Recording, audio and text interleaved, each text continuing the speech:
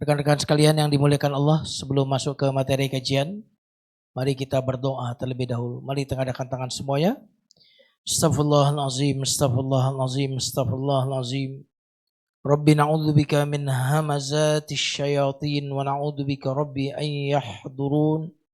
Allahumma 'allimna ma yanfa'una wanfa'na bima 'allamtana wazidna 'ilman walhamdulillahi rabbil alamin. Kita baca basmalah. Bismillahirrahmanirrahim. Tema besar kajian kita yaitu mengenal Allah melalui Asmaul Husna. Tak kenal maka bermain sayang-sayangan aja. Ta'aruf dulu dong. Tak kenal maka ta'aruf. Hari ini kita akan ta'aruf, kenalan dengan Allah, yaitu nama Allah Al-Qahhar. Al-Qahhar. Ini sering sehari-hari ada orang yang namanya Abdul Qahhar. Apa arti Al-Qahhar ini? Maknanya sebenarnya banyak ya. Terkadang diartikan maha kuasa, ya. Terkadang diartikan maha memaksa, maha mengalahkan, maha menundukkan. Sebenarnya semua makna itu gak ada yang bertentangan. Yang maha berkuasa bisa mengalahkan, yang maha berkuasa bisa maksa. Benar gak? Maka kegunaan kekuasaan itu untuk memaksakan kebaikan. Benar gak? Kebaikan gak bisa dipaksakan kecuali oleh yang punya kewenangan kekuasaan. Jadi kita ambil saja salah satu maknanya adalah maha mengalahkan atau maha memaksa. Nah jamaah sekalian yang dimuliakan Allah Subhanahu wa taala. Al-Qahhar di dalam Al-Quran disebutkan sebanyak 6 kali. Jadi maha memaksa, maha mengalahkan itu disebut 6 kali. Dan selalu bergandengan dengan Al-Wahid, Maha Esa. Selalu. Ya. Mari kita lihat salah satu ayatnya, misalkan surat Shad ayat 65. Qul innama ana mudhiru wa ma min ilahin illallahul wahidul qahhar. Katakanlah wahai Muhammad, sesungguhnya aku hanyalah seorang pemberi peringatan dan sekali-kali tidak ada Tuhan selain Allah yang Maha Esa, Maha memaksa atau Maha mengalahkan. Nah, ada beberapa surat sama sebutkan dengan Maha Esa, Maha memaksa. Maha Esa, Maha memaksa. Maha Esa, Maha memaksa. 6 kali disebutkan dan selalu digandeng dengan Maha Esa. Esa artinya apa? Satu. Kenapa kok digandeng dengan Maha Esa?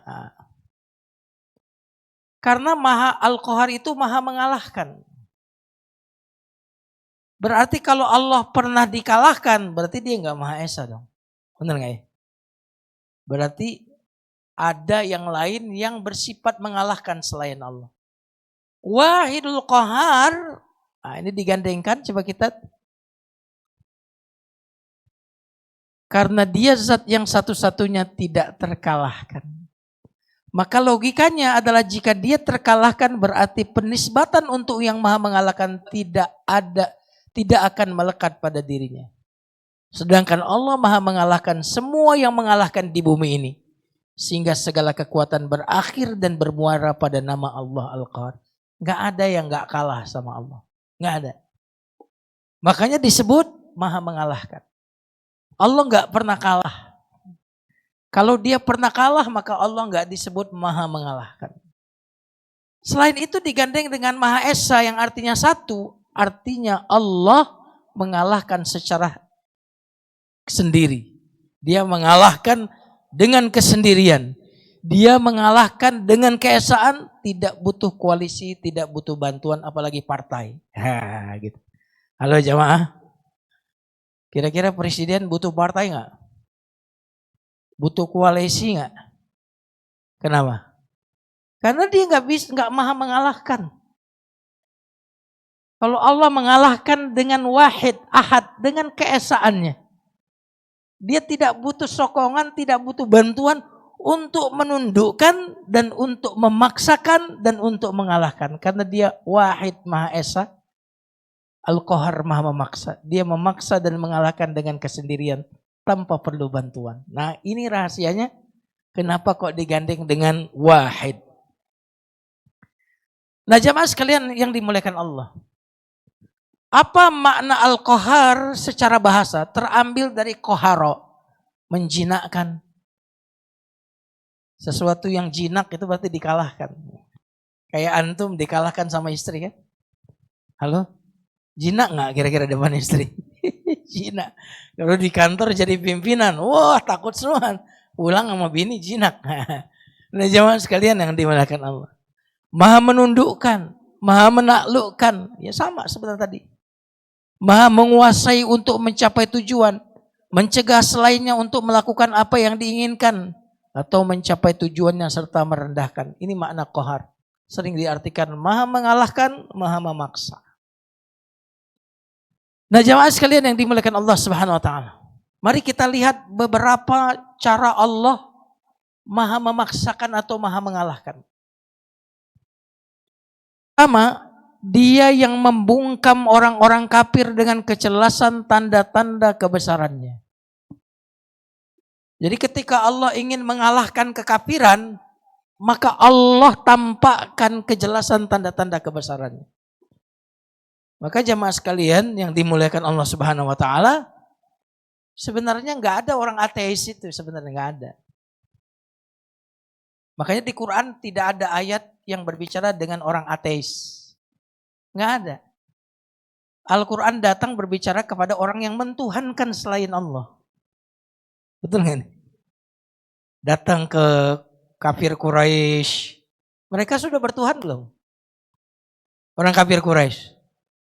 Sudah, Tuhannya banyak malah, ya kan?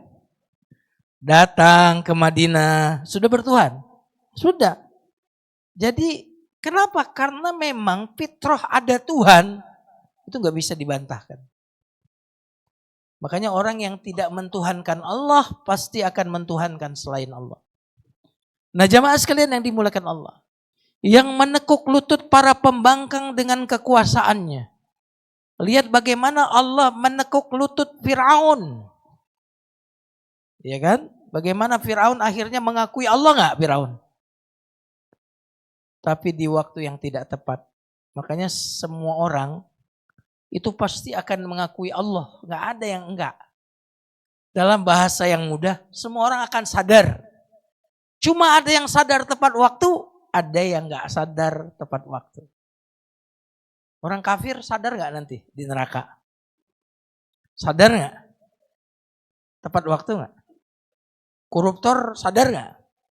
Udah di penjara baru sadar. Nah jangan lihat yang dimuliakan Allah Subhanahu wa ta'ala. Yang selingkuh sadar gak? Sadar pas sudah ketahuan. Nah jemaah sekalian yang dimuliakan Allah. Semua orang pada akhirnya akan sadar. Semua orang pada akhirnya akan mengakui Allah. Cuma ada yang mengaku tepat waktu. Ada yang mengaku tidak tepat waktu. Lihat bagaimana Namrud Allah kalahkan. Dengan apa Allah kalahkan Namrud? Halo jamaah. Assalamualaikum. Dengan apa Allah mengalahkan Namrud? Nyamuk. Nih di sini nih yang kuat-kuat nih digigit nyamuk. Udah selesai. Dulu saya pernah silaturahim ke rumah teman. Di sebelahnya ada taman. Tiba-tiba dia pogging kayak orang kesetanan. Wah pokoknya dia membabi buta pogging. Saya bilang itu kenapa pogging membabi buta kayak orang gila.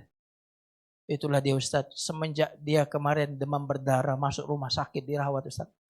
Hampir dia lewat. Kayak gitu sekarang dia. Paling rajin pogging. Padahal badannya gede. Takluk itu dengan nyamuk. Makanya ketika ada seorang penguasa yang kemudian nyamuk berseliweran di wajahnya, dia tepok nggak dapat, dia tepok nggak dapat. Lalu dia bilang ke penasihatnya, Tuhan ini ciptain nyamuk ngapain sih? Untuk apa sih hikmahnya? Apa kata penasihatnya? Untuk menghilangkan kepongahan dan kesombongan seorang penguasa. Lah kok bisa? Lah itu musuh-musuh di luar sana jangankan nempel di jidatmu, di pipimu. Mau mendekat saja susah. Kenapa? Pengawalmu begitu luar biasa.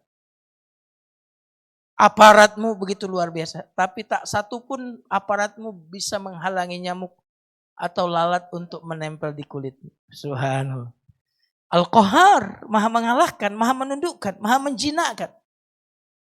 Nah jamaah sekalian yang dimuliakan Allah Subhanahu wa ta'ala.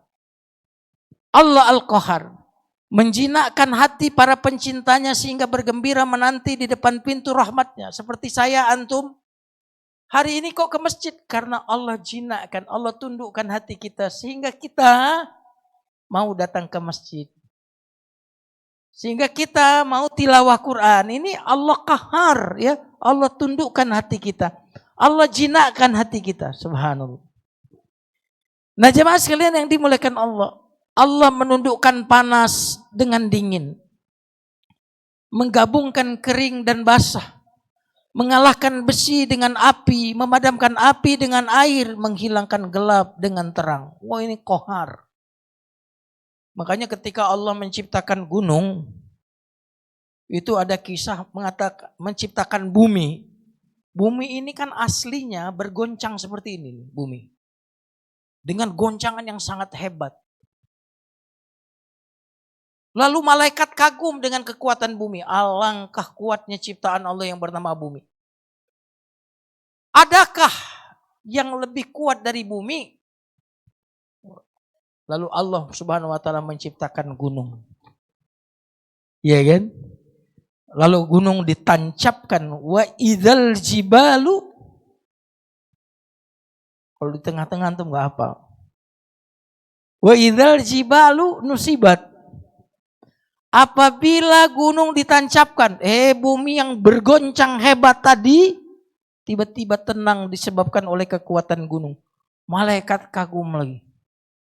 Alangkah hebatnya ciptaanmu yang bernama gunung itu.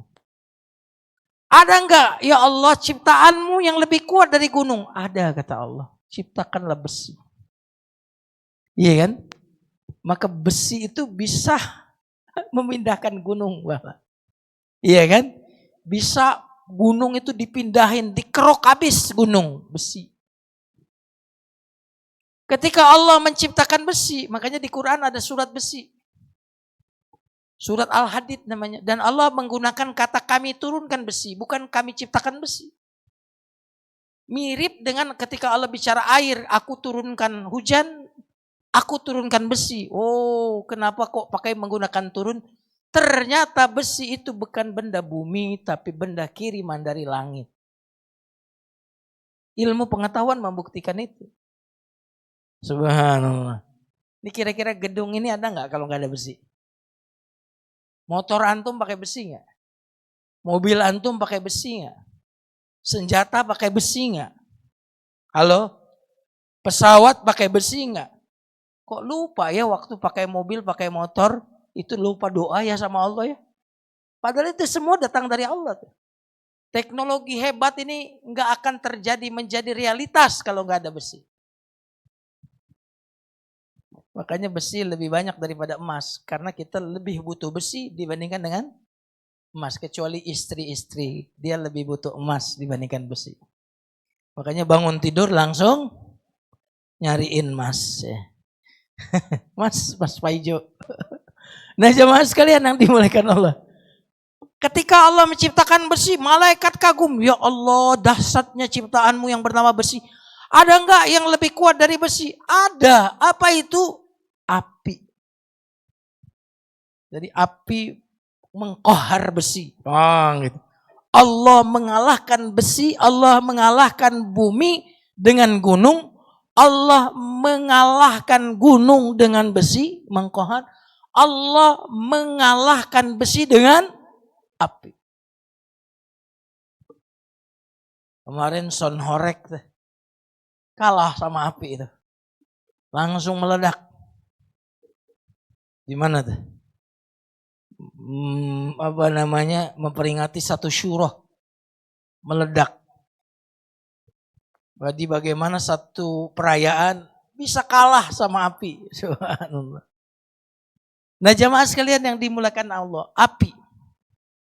Melihat api bisa mengalahkan besi, malaikat kagum lagi. Ya Allah, adakah yang lebih kuat ciptaanmu dari api? Ada, kata Allah. Lalu Allah ciptakan air. Subhanallah, air bisa memadamkan api. Air bisa mengelumpuhkan Jakarta. Bahkan melumpuhkan negara sehebat Emirates. Sehebat Emirates. Itu ketika terjadi banjir, wah lumpuh semuanya. Air, subhanallah. Nah jamaah sekalian yang dimuliakan Allah subhanahu wa ta'ala, banjir bandang, lihat kita terjadi di beberapa pulau di negara kita. Terjadi banjir bandang, lihat bagaimana kekuatan air itu kemudian melumatkan segalanya, menghancurkan segalanya. Bahkan dalam sejarah kaumnya Nabi Nuh dihabiskan. Habis gak ada yang tersisa kecuali Nabi Nuh dan yang mengikuti Nabi Nuh di dalam kapal. Bagaimana air ini kekuatan yang dahsyat. Mengalahkan api. Melihat air yang begitu kuat, malaikat nanya, ya Allah, ada enggak yang lebih kuat dibandingkan dengan air? Oh ada, apa itu? Angin. Iya kan? Halo? Kenapa? Angin membawa air ini. Coba lihat air di awan itu digerakkan oleh angin. Hujan di tempat itu, kemarau di tempat ini, semuanya dibawa oleh angin. Maka malaikat tanya lagi, ya Allah, alangkah hebatnya ciptaanmu yang bernama angin. Bisa menundukkan dan mengalahkan air. Adakah ciptaanmu yang lebih kuat dari angin? Ada. Apa itu? Manusia. Apa? Manusia. Subhanallah. Makanya manusia bisa menciptakan rumah anti badai. Makanya konstruksi yang dibuat manusia anti gempa, anti badai. Makanya negara-negara seperti Jepang itu luar biasa. Kalau di Jepang karena sering gempa, itu kalau gempa terjadi pasti dapat berita di semua handphone. Di semua handphone di sana kalau terjadi gempa dimanapun di Jepang pasti dapat SMS. Pasti. Subhanallah. Konstruksinya luar biasa. Berarti apa? Manusia lebih hebat dibandingkan dengan angin. Subhanallah. Malaikat kagum, ya Allah, adakah makhlukmu yang lebih kuat daripada manusia? Ada. Apa itu? Ngantuk. Kantuk adalah ciptaan Allah yang mengalahkan manusia. Lihat nih, dalam hatinya ingin ikut ta'lim. Benar gak? Benar apa benar deh? Kalau antum gak niat ikut ta'lim udah kabur kan tadi. Antum berarti, saya pokoknya ingin dengar ta'lim.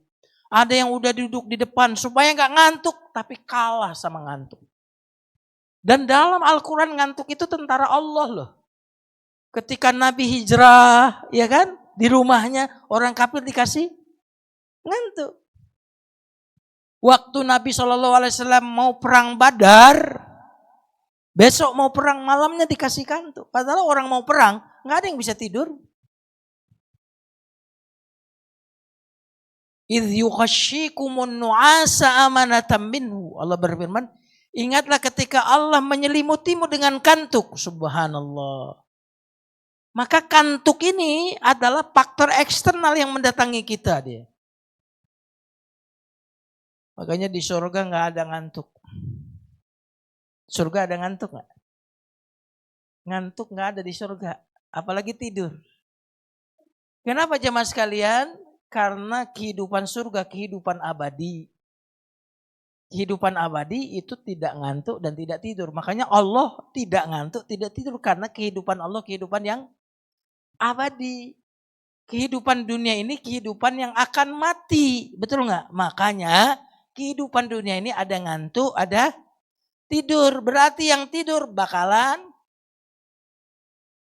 mati. Iya kan? Benar gak? Siapa di sini kita yang gak tidur? Nah jamaah sekalian yang dimuliakan Allah. Makanya ngantuk saat nyetir. Subhanallah ya. Kadang-kadang mungkin teman-teman punya pengalaman. Ngantuk berat tuh lagi nyetir tuh, ya Allah susah banget ngilangin. Minggir kita, minggir sengaja, hilang ngantuknya. Bener gak tuh? Siapa yang pernah ngalamin begitu? Ah ini gak bisa tidur lagi, nyetir lagi. Apa yang terjadi? Ngantuk lagi. Siapa di sini yang pernah begitu, angkat tangan? Ya Allah, siapa yang melindungi kita selama ini saat nyetir? Orang itu Pak, untuk kecelakaan dengan fatal itu butuh ngantuk berapa detik itu?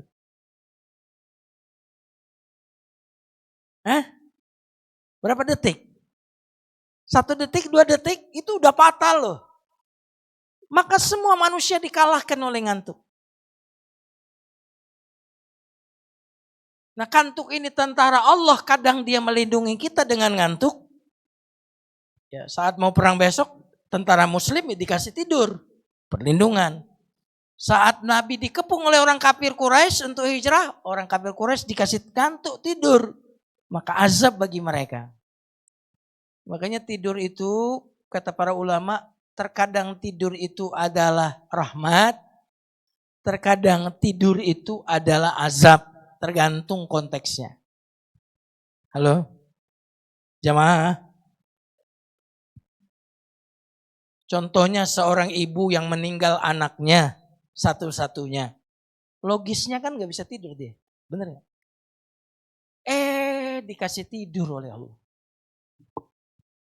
Rahmat itu. Motor, mobil mau disita. Bisa tidur gak?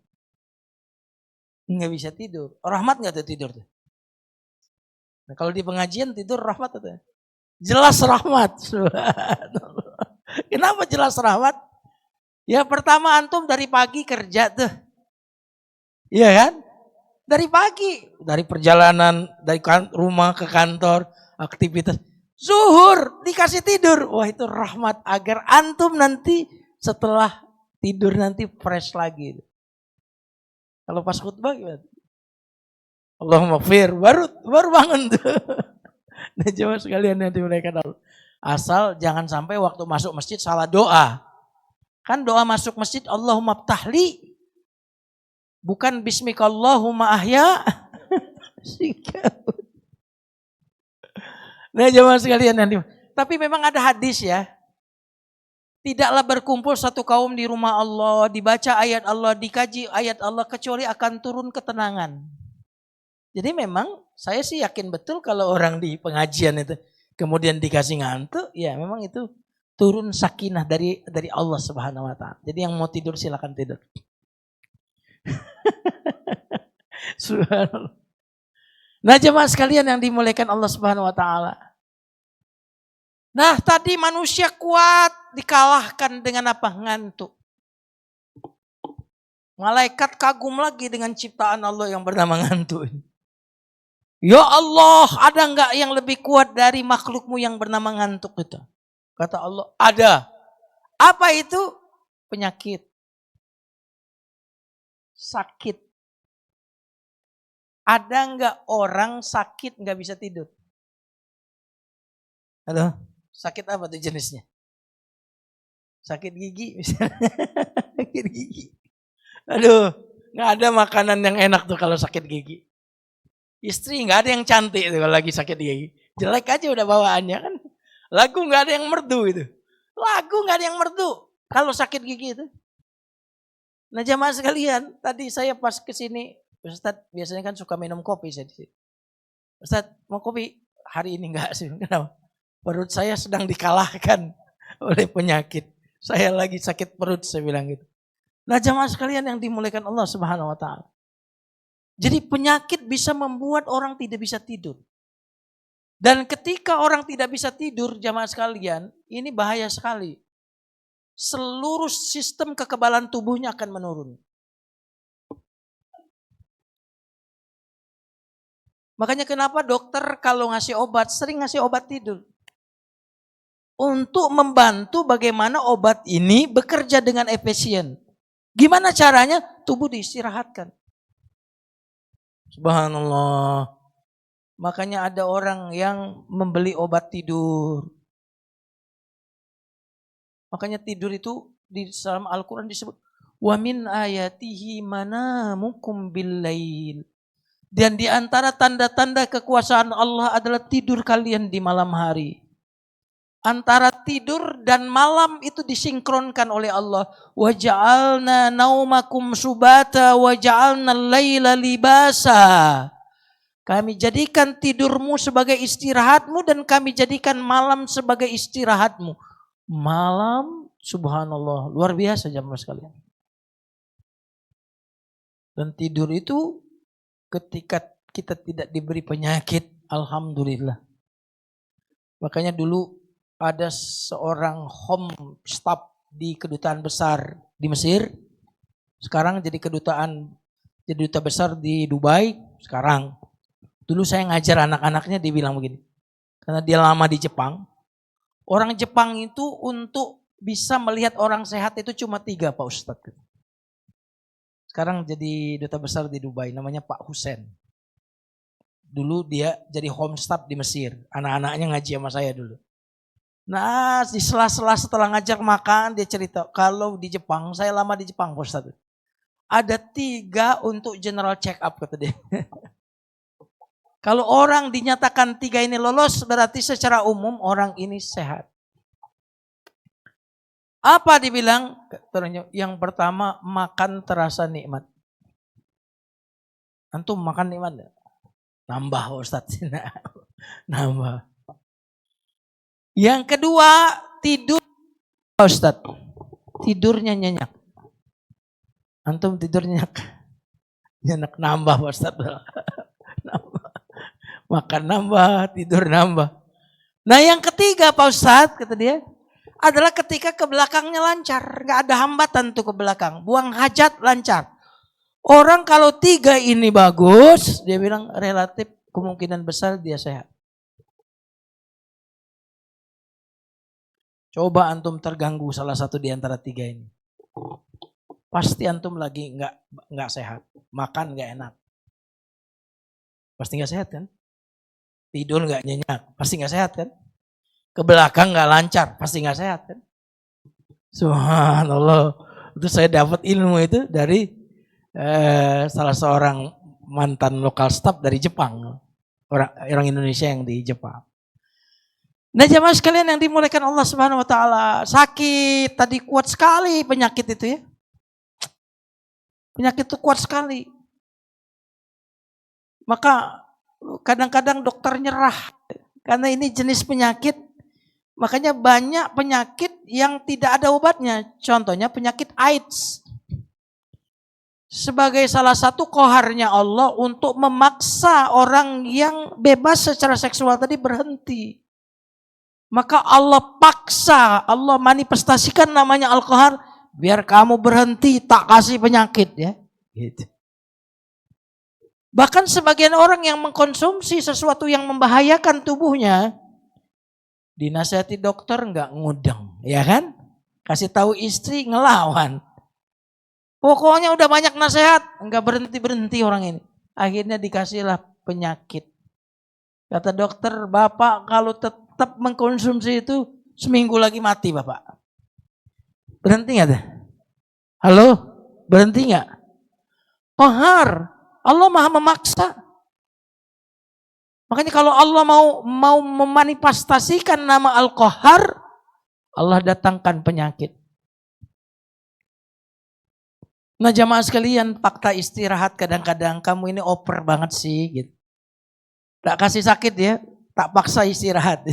Subhanallah. Nah ketika Allah menciptakan penyakit ini, lalu jamaah sekalian, malaikat tanya, ada enggak yang lebih kuat ciptaanmu dibandingkan penyakit? Ada, kata Allah. Apa itu? Kematian. Makanya enggak ada yang menang melawan kematian. Benar enggak? Halo? 100 tahun yang akan datang yang ada di atas bumi ini kemungkinan mayoritasnya mati. Enggak ada yang menang-menang. Sekarang yang sok-sokan, yang sok hebat, sok punya kekuasaan, sebentar lagi juga mati semua itu semua. Enggak ada yang menang melawan kematian karena Allah Qahar. Nah jemaah sekalian yang dimuliakan Allah, banyak sebenarnya yang ingin saya sampaikan, waktu sudah habis. Saya ingin sampaikan setelah kita mengenal nama Allah Al-Qahar ini, apa sikap kita? Nah, saya sering menganalogikan ya, nama Allah Qahar itu seolah-olah NCB ini. NCB ini kan seluruh sistem kelistrikan yang ada di kantor ini kan ada di NCB itu. Komputer, alat-alat, AC segala macam.